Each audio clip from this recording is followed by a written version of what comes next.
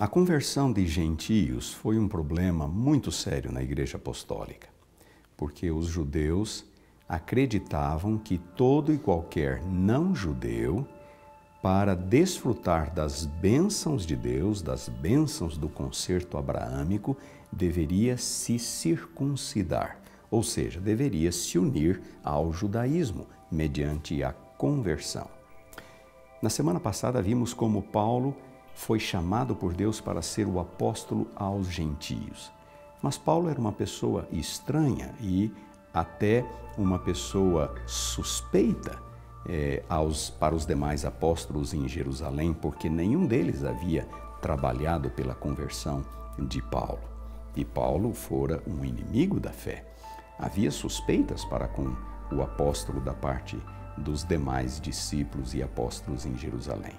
E foi então que Deus utilizou o apóstolo Pedro para trazer para a igreja o primeiro gentio incircunciso.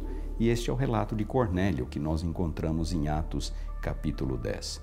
O fato de Deus ter tentado quebrar esta barreira por meio de Pedro facilitaria um pouco as coisas para a igreja, para quando Paulo entrasse em cena. Mesmo assim, a batalha seria muito intensa. Havia séria oposição da parte dos apóstolos e dos crentes em Jerusalém quanto à inclusão de gentios na fé. E a conversão de Cornélio foi algo extraordinário.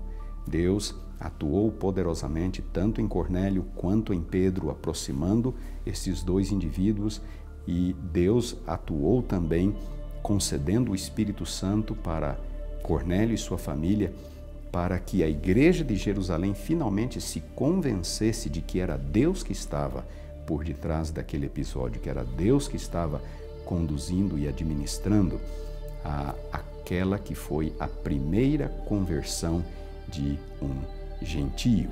E assim, Deus usou Pedro para facilitar as coisas e mais tarde usaria poderosamente o apóstolo Paulo para levar o evangelho ao mundo gentio.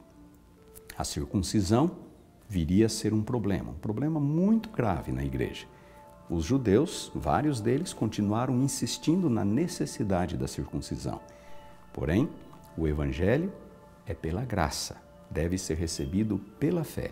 O apóstolo Paulo lutaria com este assunto ao longo de todo o seu ministério. Mas Deus estava atuando desde o caso de Cornélio e continuaria durante o ministério de Paulo, para ensinar à igreja e aos gentios o evangelho da salvação pela graça, em Jesus Cristo nosso Senhor.